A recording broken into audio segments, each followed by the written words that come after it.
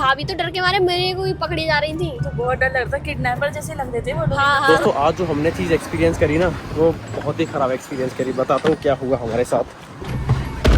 ये भी इतना शांत माहौल क्यों बना हुआ है। दोस्तों मैं जो इनको अपने जीवन भर की जमा पूंजी इकट्ठी करके करोड़ों की होटल में ले जा रहा था ना, वो एक्चुअली डेजर्ट में नाइट कैंपिंग के लिए ले जा रहा था। खुला आसमान, सुनहरी धरती, करोड़ों की जमीन। मगर जो सोचा था वैसा हुआ नहीं। हम बहुत बड़ी दुविधा में फंसते फंसते बच गए। मैं सोच रहा था कि मैं इन सबको डेजर्ट में नाइट कैंपिंग कराऊंगा, मगर मैं साथ ही सेफ्टी सिक्योरिटी को भी लेके चल रहा था। मैंने ऑनलाइन कैंप बुक किया, उनसे बात करी कि मुझे कैंपिंग करनी है, लेकिन अपनी कैंपिंग करनी है। बस मुझे आपके एरिया के आसपास करनी है। आपकी सिर्फ मुझे सेफ्टी सिक्योरिटी और बैकअप चाहिए। मैं आपके 2 टेंट बुक करूंगा इसी वाले, वो सिर्फ बैकअप के लिए करूंगा। बाकी मैं इन सबको नहीं बताऊंगा कि हमारे पास ये सब भी है। और मैं तो इनको रेतीला डरावना सरप्राइज देना चाह रहा था, बड़ी बड़ी होटल के सपने दिखा के। मगर सरप्राइज तो मुझे मिल गया, क्योंकि जब मैं उनकी बताई गई लोकेशन पहुंचा तो मुझे ना तो वहाँ पर कोई कैंप दिखा, ना कोई टेंट दिखा।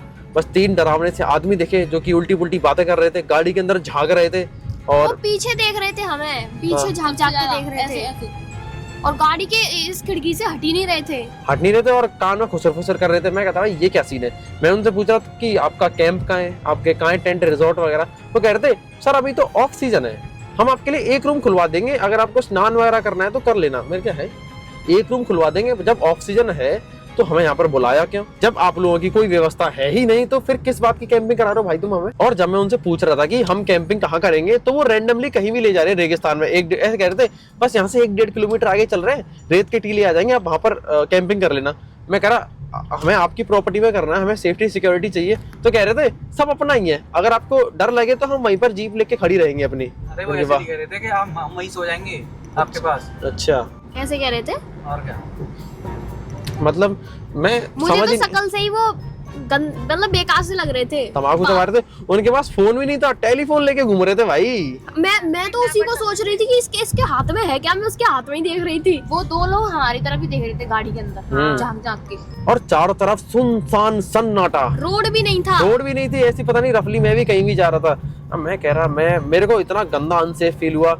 मतलब 4 लड़कियां हमारे साथ है, 4 महिलाएं, तो आदमी वैसे ही कमजोर पड़ जाएगा। इसीलिए मैंने उनसे कह दी कि देखो भाई मुझे कैंपिंग नहीं करनी है, मुझे यहाँ पर कोई भी व्यवस्था नहीं दिख रही है। आपने कहा था कि हम आपको बोन फायर लगा के देंगे, आप वो भी नहीं करके दे रहे, आप कुछ भी करके नहीं दे रहे हमें, इसीलिए मैं नहीं करूंगा कैंपिंग। भाई वो पीछे पड़ गए, अरे सर जाने नहीं दे रहे, गाड़ी के आगे आ रहे।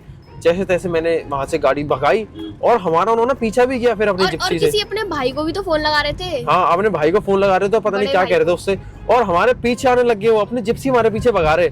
अब ये नहीं पता कि वो क्यों भगा रहे थे, शायद ये पूछने के लिए भगा रहे हो कि आप क्यों जा रहे हो, मुझे नहीं पता। इरादे नेक भी हो सकते हैं और गंदे भी हो सकते हैं। मारवाड़ी में बात कर रहे थे, हमें समझ में भी नहीं आ रहा था। हाँ। और दोस्तों कुछ इस तरह से कैंपिंग फेल हो गई, कोई दिक्कत नहीं, सब लोग सुरक्षित रहने चाहिए, ये ज्यादा इंपॉर्टेंट है। अब हम वापस जा रहे हैं दोस्तों, अब उसी होटल में जा रहे हैं जिसमें हम पिछली रात रुके थे। भाभी तो डर के मारे मेरे को ही पकड़ी जा रही थी। तो बहुत डर लगता, किडनैपर जैसे लग रहे थे वो लोग। हाँ। गाड़ी में घुसे जा रहे थे और बाद में जब पीछा करे तब तो मुझे बहुत डर लग रहा था। भाभी कर रही ये तो जय श्री राम, बस यही बोले जाती मैं तो। इधर ही खड़े थे, बार-बार ऐसे झांक रहे थे गाड़ी के अंदर। देखो शीशे में और पता नहीं रहा था, तो ऐसे देख रहे थे। एक लड़का स्माइल भी कर रहा था ऐसे, और पता नहीं क्या बात कर रहे थे। फोन को मैं उनके फोन में देख रही थी, किससे बात कर रहे हैं पता नहीं, बस नाम दिख रहा था अली खान, अली खान। सतर्क तो इतने थे कि गाड़ी को सीधा भगा लाए, ठंडे दिमाग से मीठी मीठी बातें करके वहां से निकल आए। क्योंकि दोस्तों एरिया बहुत ही खराब सी थी, मतलब आसपास कुछ था ही नहीं, ना रोड थी ना कुछ था, मतलब कोई आइडिया भी नहीं था। ये भी नहीं पता था कि ये रोड जा कहाँ रही, कहीं वापस से उन्हीं के इलाके में ना चली जाए।